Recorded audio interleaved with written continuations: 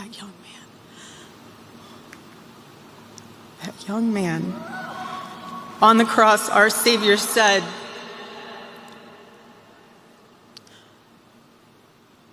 "Father, forgive them, for they not know what they do." That man, that young man, I forgive him. I forgive him because it was what Christ did and is what Charlie would do. The answer to hate is not hate. The answer we know from the gospel is love, and always love. Love for our enemies and love for those who persecute us. Yesterday, a memorial for Charlie Kirk filled State Farm Stadium in Glendale, Arizona to capacity as supporters and friends and family and colleagues, they all gathered to honor his life. And the ceremony opened with powerful evangelical worship as prayer and communion echoed through the stadium, uniting everyone in faith, remembrance, and love. Joining us now is Eric Teetsel. He's the CEO for Center for Renewing America. So, Eric, it's so good to see you. Yesterday it was such a powerful day. What stood out to you? Thank you for having me. You're right. It's almost hard to put into words what happened yesterday. I'm not the first person to remark that it is truly unlike anything I have ever seen or experienced. Obviously, there were many moments of poignant and powerful reflection. I think about the fact that you heard clear gospel presentations from multiple speakers, including elected officials and government leaders. Marco Rubio, in particular, stands out to me. We heard a beautiful recitation of the gospel from Frank Turek, a Christian apologist. Maybe one of the smaller things that I noticed that I think is a big deal and maybe a sign of what's changing in the church and in our country was the fact that you had 4 or 5 of the largest Christian worship music artists on the planet leading worship for this event. They weren't afraid. They weren't worried about the whispers they would get back in the studios in the corporate headquarters in Nashville. They wanted to be there. They wanted to participate, and they did. That's new. That's not how I grew up learning to think about, what we can expect from leaders in the church. And it's a sign to me that something really neat is happening. Eric, it's great to have you on and to talk about this today. I think one of the big themes that came out of this was really two sides of the coin. On the one hand, Erica speaking about forgiveness, forgiving the murderer, the assassin. And on the other hand, Trump talking about justice. We should roll that clip here. He did not hate his opponents. He wanted the best for them. That's where I disagreed with Charlie. I hate my opponent. And I don't want the best for them. I'm sorry. I am sorry, Erica. But now Erica can talk to me and the whole group, and maybe they can convince me that that's not right, but I can't stand my opponent. Now, there's a lot of commentators out there on the left who are saying, look, this is a contradiction. These two people are at odds. And, CNN had a historian saying, oh, gosh, I sure hope they take Erica's way. That's the high road. And Trump is sort of the antithetical low road. What do you take away from this? Well, there's no one like President Trump, that's for sure. And you got to give the guy credit for having a sense of humor, even in a moment like that. But I will also say that whether or not he even realized it, I think what he's articulating is a truth and an important biblical truth, which is that forgiveness is a very personal and spiritual thing. But he is an agent of the state, and governments are ordained by God for a reason, and it is to do justice.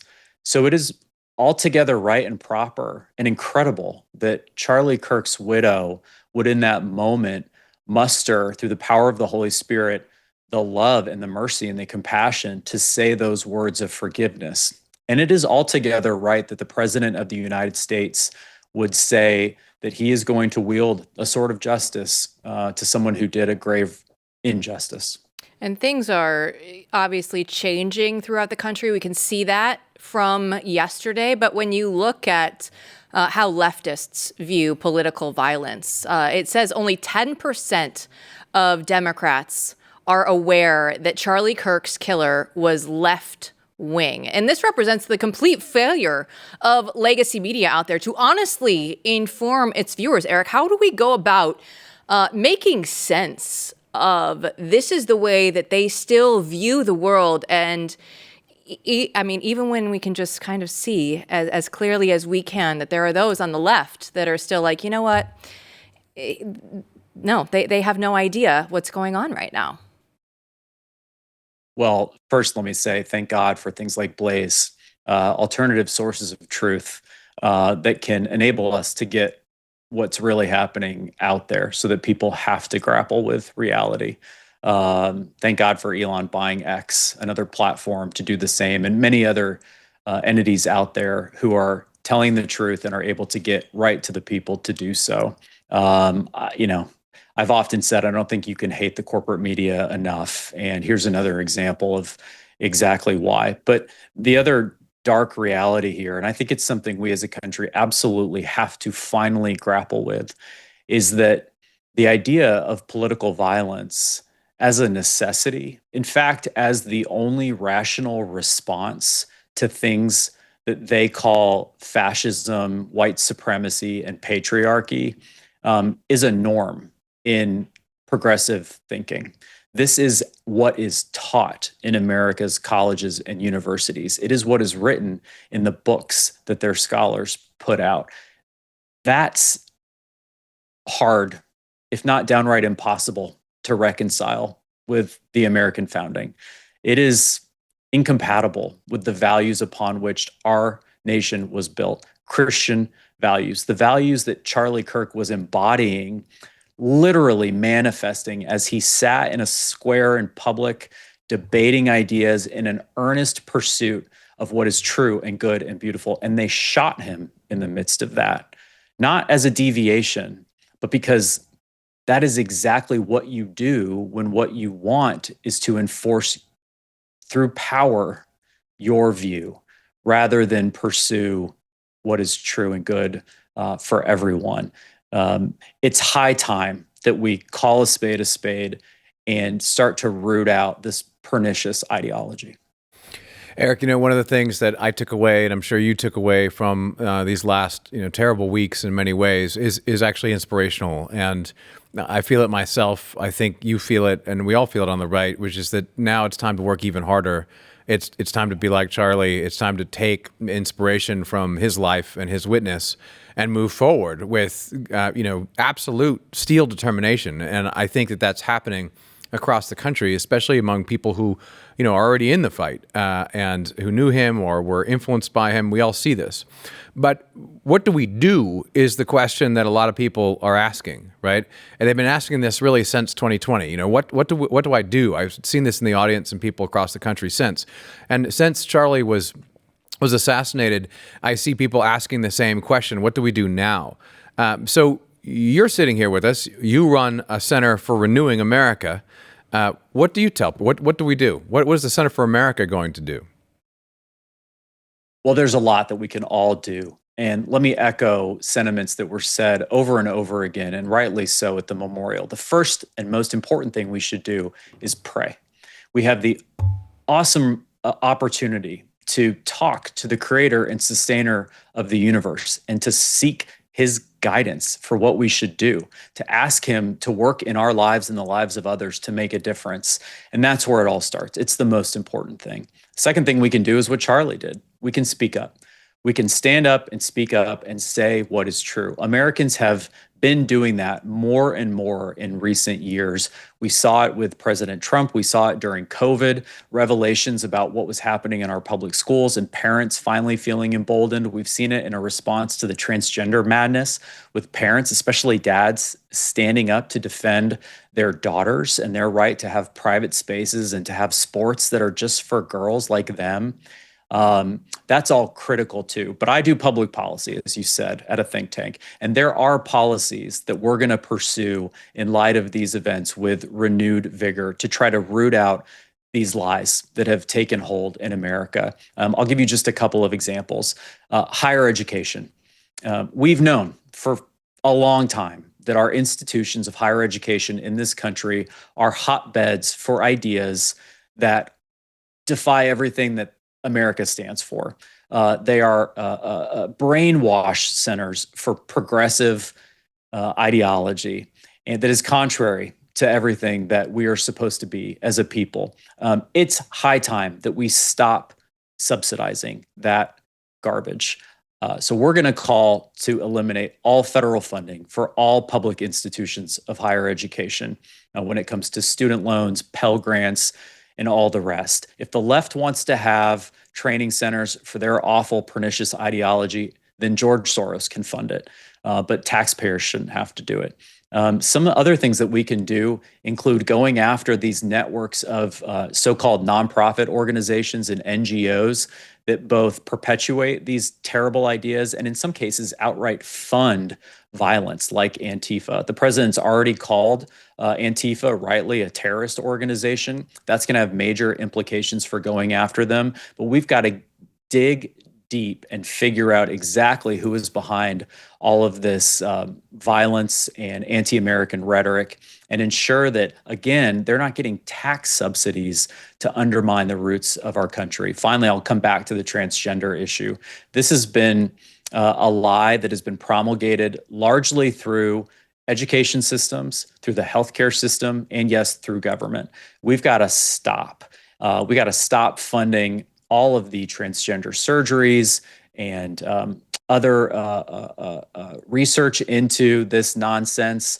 And there's more that we can do. We can say that states who have so-called SOGI laws, sexual orientation and gender identity non-discrimination statutes, are ineligible for federal funding. If you're going to perpetuate this nonsense, then we're going to drop the hammer on you and say no more. Folks can read all about that. We actually just published our first paper on this evening at our website at americarenewing.com. Great, very interesting stuff, very important stuff. Another question along these lines. Charlie Kirk is known because he went to the youth of America. I mean, he said, these kids are all going to grow up. I don't know about changing these people who are already set in their ways. I'm going to go after these younger kids and instead of waiting until they pay taxes, as someone said yesterday, right? The old thought was, well, we can't go to the campus. We can't reach them, right? We need to wait till they grow up and then they'll come around. And Charlie said, no, I'm going to go right after this group of college kids and I'm going to go right to the campus. And he did that very successfully. Obviously, he was a very strategic political thinker, but he specifically was going to college campuses and to younger people.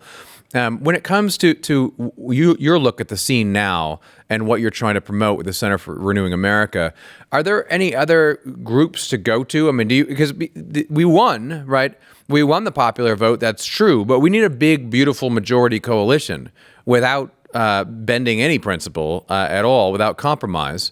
And how do we get that coalition in your view? Where else do we go? Oh, great question, Matt. And you're right about Charlie. He didn't need to be swallowed by a whale to go preach to the Ninevites. He was willing to go, much to his credit. Similar to the president, President Trump has built a whole new political coalition that includes, blue collar Democrats, Black men, Hispanic men. All groups that Republicans for my entire life have been sort of scratching their heads wondering when, if ever, you could reach those folks. And they were able to do it. It just goes to show that you can't stamp out the truth forever. If you're willing to be bold, if you're willing to be creative, if you're willing to just be a normal person and show compassion and concern for your fellow man, there are willing ears to listen. The truth will prevail.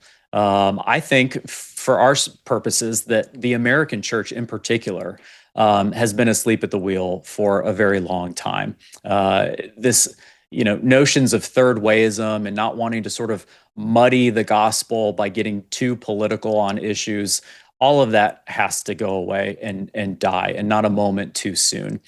Churches aren't supposed to be, first and foremost, political organizations, but the gospel, starting there and working out the ramifications of the gospel, inevitably has gospel implications. And for the people in the pulpit to recognize that what the lost, what the lonely, what the hurting need is truth that will actually speak to what's happening in their lives boldly and give them a sense of purpose and meaning and answers to the big questions of life.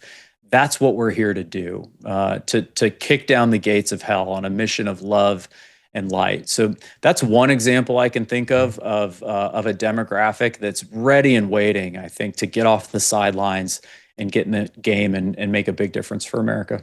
Eric Teetsel, I can't think of a better way to end a segment than that one. Thanks so much for your time. Thank you all.